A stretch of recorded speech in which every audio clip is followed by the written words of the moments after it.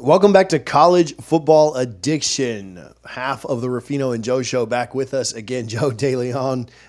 Joe, it feels like this game can't get here fast enough, but Notre Dame, Penn State in the Orange Bowl. What we just found out off air, both go into this game. That should be a lot of fun. But this one is interesting. What are your high level thoughts on the game before we jump in and dive deep? Well, first of all, you mentioned going to be at the game, so I'm extremely juiced up. This is the first playoff experience I'm going to get to be there in person for, and thankfully I'm not going to be freezing my ass off, and it's going to be a little nice and warm.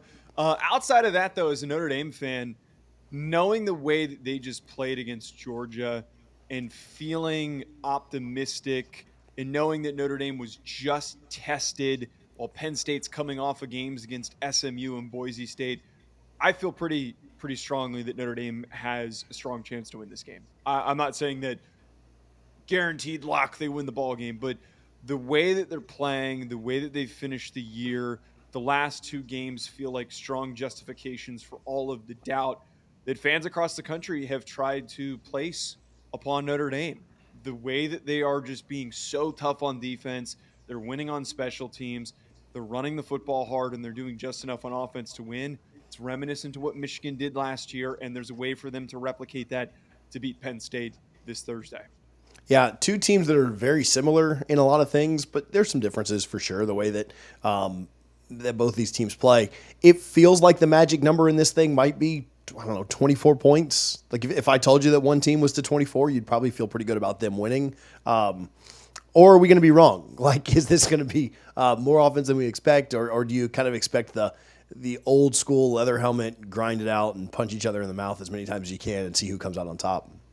I think it's going to be tight. I think it's going to be really low scoring for that reason that it's going to be just grind it out, punch your opponent in the mouth every single play, knowing more specifically that both of these defenses are as good as they are. Abdul Carter's situation, it seems like it's a little bit up in the air of the time that we're taping this. Even if he is available and he does play, is he at 100%? But the rest of that defensive line and that front seven for Penn State is great. And we know that Notre Dame's front seven is really deep despite the injuries that they've suffered. Their linebackers are one of the most underrated units in the country. Drake Bowen and Jack Kaiser, they have been playing phenomenally well during this playoff stretch. It is going to require one team to get a big splash play, I think, on offense. Like that is what it's going to probably be, is just one breakaway play for either team, probably in the run game, that is going to be just enough to push them over the edge. But this has every inkling of capability for it being low scoring because both these teams have survived this long in their toughest matchups by playing really good defense. Yeah, Notre Dame got those splash plays, one on defense, one on special teams last week, and was really enough for them. Like those two plays really were kind of enough. Now they had to do enough to run out the clock, and they had some field goal drives and stuff. With Notre Dame's offense not being so, I mean, Notre Dame's offense wasn't lighting it up or anything against Georgia. How much of that is a factor of they didn't really have to because of they got the lead, they didn't and how much of it is kind of a concern of, all right, we need to get the offense going a little bit more next week against Penn State? I don't think it's a concern because the way that they play doesn't require them to put up crazy big numbers. They don't need to go out there and put up 400, 450 total yards of offense to win ball games. They are producing turnovers to place them in really highly successful situations. One of the things that I forget if I talked about it with you, but I've talked about it with every single other guest appearance when I bring up Notre Dame, is that they're tremendous at setting up their offense with short fields. Their offense doesn't need to march the full length of the field, and oftentimes their most successful drives aren't them having to go from one end of the field to the other, just because they don't have that explosiveness, that degree of explosiveness that a typical offense has. But when they're moved up to the 30-yard line like they had with that fumble, that strip sack that they forced right before halftime, that was able for them to punch it in with the Bo Collins touchdown. That is reflective of the success that they produce. They're winning with defense. They're winning with special teams. I keep turning back to and comparing it to Michigan.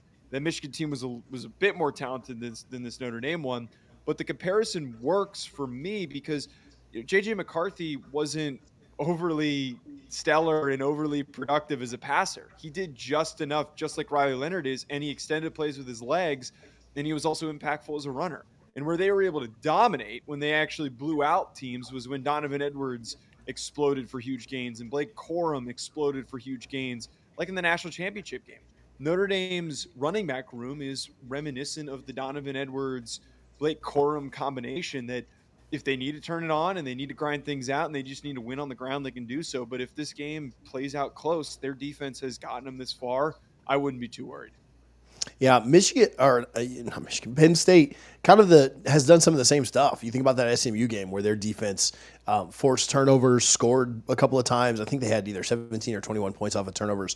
They kind of do the same thing. However, both offenses, Penn State's had a few more turnovers. They had a couple in that Boise State game, but both offenses seem to take care of the ball pretty well. And to me, that makes this the toughest thing to call this is you don't have like a turn. Like we knew that Jennings would be a little bit turnover prone when he went out there. Like it wouldn't have surprised anybody if last week if Gunner was going to turn the ball over as a kid that hadn't started a game before. And so both these offenses really do take care of the ball, and that to me it makes it hard to kind of project. Okay, well, where is that big play going to come from? Because both teams have done a really good job of not only taking care of the ball when they've got it, but also capitalizing when their defense gives them short fields. Penn State shoots scoring on their own on defense, and then Notre Dame kind of doing the same thing. And so I'm wondering, who maybe makes that big mistake. And maybe there isn't a big mistake. Maybe there isn't some massive interception or fumble. Georgia had some pretty big turnovers, one that gave Notre Dame points, one that took points off the board when ETN fumbled down inside the red zone. So I kind of wonder, is there, Aller, Leonard, Singleton, Love, all these guys that are going to be touching the ball a lot. I don't know that I think anybody's going to be really turnover prone in this one. Notre Dame fans, Penn State fans, college football fans in general, I, just like Joe, believe I'll be down at the Orange Bowl on Thursday night. I plan to try and do some content around it, so if you're watching this, do me a favor and hit that subscribe button. We'll certainly cover the game afterwards. I'll give you my thoughts on the vibe, what I thought about the fans, what I thought about who traveled, who didn't. We'll do all of that too. But we're not selling anything. We're not doing an ad on this or trying to get you to buy anything.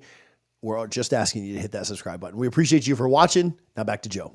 Yeah, whoever wins the turnover battle is going to be the victor in this game for what you just talked about. They are both really fundamentally sound at protecting the football, and then the flip side of that being super advantageous of taking advantage of opponents' mistakes. But I think that if I were to pinpoint this, minus my bias aside, I think that Drew Aller is probably going to be the guy that does make that mistake. I think that he is going to be the guy that does turn the ball over. If we look back at just the Boise State game and watched all 22, and I broke that down, it was apparent that he was placing the ball all over the place. He was not setting up his guys consistently in positions to make plays after the catch and turn up the field and run. There were a lot of times where guys were extending and reaching for the ball, and he was just straight up missing. His completion percentage was reflective of that.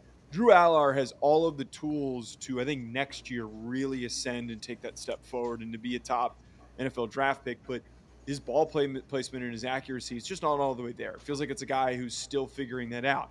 I know that sounds a little bit rich coming from a Notre Dame guy and knowing what Riley Leonard has done and some of the mistakes that he's had, and especially the really bad mistakes that he had at the beginning of the year against NIU. But he's cleaned that up quite a bit. And I think Notre Dame has, and Mike Denbrock specifically, have done a really good job of removing him from situations that he's going to take really unnecessary risks.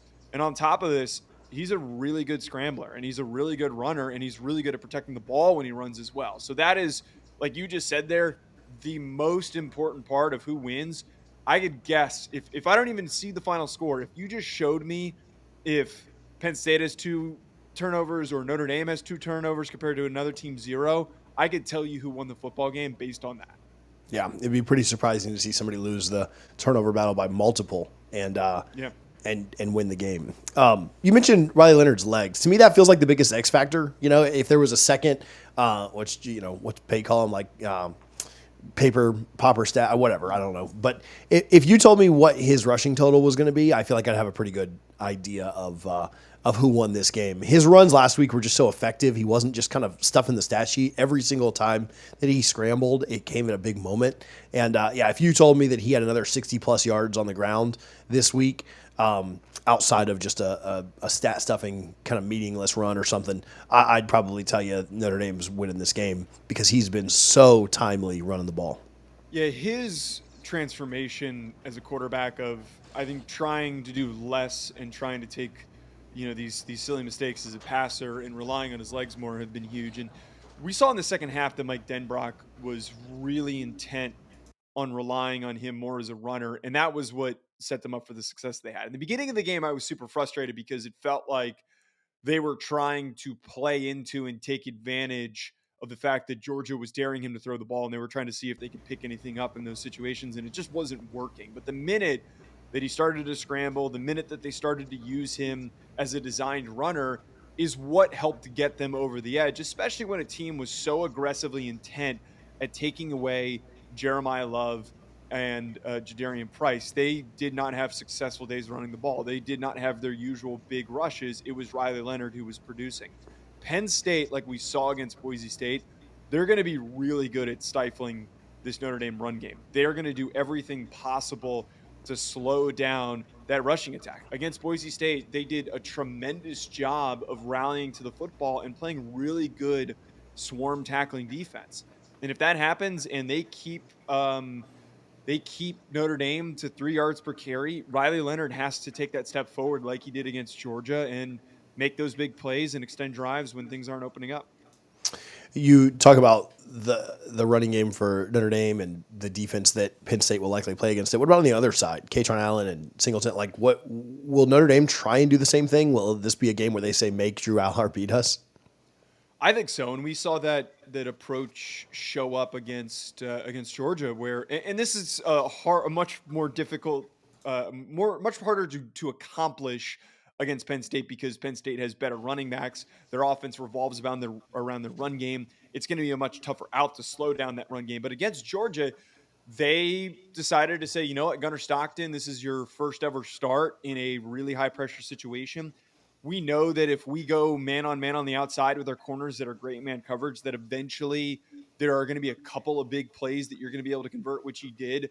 But we're going to rely on that interception. We're going to rely on that fumble that we can potentially create, which they did with the strip sack. That's what Notre Dame's going to probably try to do with Drew Allar. I don't see why you wouldn't want to do that, knowing, hey, look, we could give up the big play to Drew Allar and him connecting with Tyler Warren or one of his receivers down the sideline.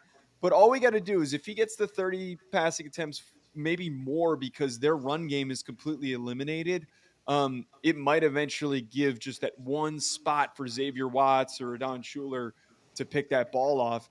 But a lot of that's going to come down to can they produce that success against a really, really good run game that creates and opens up their whole entire offense. Is there a coaching advantage in this? That's a great question. I've been asked this multiple times already on other appearances that I've done, and I don't think that there's like a clear cut coaching advantage. But as somebody who doubted Marcus Freeman and was not all in on Marcus Freeman, especially after the NIU loss, I have since backtracked. I think that there is a slight advantage for Marcus Freeman over James Franklin. James Franklin is a great coach. He has done a lot to get his team here. It feels like though it is worth mentioning the lack of success against top 10 teams that he's had. Understandably, most of those are against Ohio State and Michigan. So I don't know if he's suddenly turning it on against Marcus Freeman and Notre Dame here. But what needs to be recognized is Marcus Freeman outcoached Kirby Smart last game. And anyone who wants to disagree with that, go look at the play that he called in a 4th and short situation where Kirby had to make an excuse after the game where he runs the punt team off and pulls them off.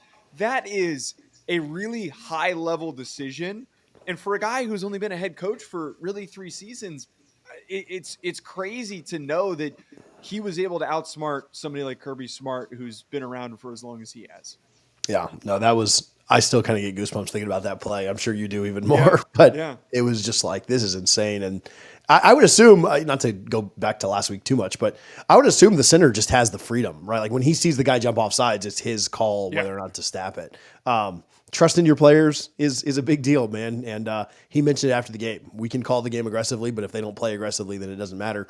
And two, 3 plays after that, Riley Leonard does a somersault to get a first down that essentially put the game away, but essentially kind of put the game away. And so Marcus Freeman's spot on. The guys play with kind of reckless abandon. I'm sure watching the game, you're like, you don't really need to dive like that, man. But it's pretty cool to see them fight for their guy, right? And again, I don't know that it's a huge advantage, but yeah, if a guy outcoaches Kirby Smart, it's hard to not lean his way in the upcoming one. Right. Joe, where can people follow you? Where can they find your work? And then we'll get a prediction from you here in a minute. Yeah, you can catch me on Twitter at Joe DeLeon. You can find the Ruffino and Joe Show, which is the show that I do with my co-host Blake Ruffino, where we love to argue about everything. And then on Bleacher Report, I do post-game reactions for Notre Dame football, so be sure to check me out over there. All right, what's your call in this one? Notre Dame's like a point and a half, 2-point favorite down in Miami in the Orange Bowl. I'm hoping being there doesn't jinx me. I have picked, knock on wood there. I have picked Notre Dame every single game because I've been afraid to pick against them. I think that they're going to be able to win this thing 17-14. I think it is going to be super close. It's going to come down to a late drive, who can burn the most clock, who wins the time of possession, all of that stuff for Notre Dame. And just all I think it takes is one successful drive, one Riley Leonard third down scramble in the fourth quarter to help them seal it. Yeah, I know you chatted with Tom Hannafin of State of State, and I told him, I said, I'm gonna call 21-20, but I don't know who's winning. I'll tell you on Friday. So should be fun. I will tell you this too. There is nothing like going to a college football game where your team's not playing, especially a big one, and everybody around you is obviously pulling their hair out and stressing out, and you're just That's like, gonna be man, me. this is the most. I'm going to be so relaxed on Thursday night. I can't wait. So Joe, thanks for hanging out, man. Appreciate it. And good luck. Thanks, TJ. I appreciate it as always. Hey guys, thanks so much for watching. We appreciate you for your support. Again, if you haven't already, hit that subscribe button. We'll have content coming from more and more of what's going down at the Orange Bowl. We did a Notre Dame video earlier this week about a big time move that they made. If you haven't seen that already, you can click the video on the screen right now to watch it.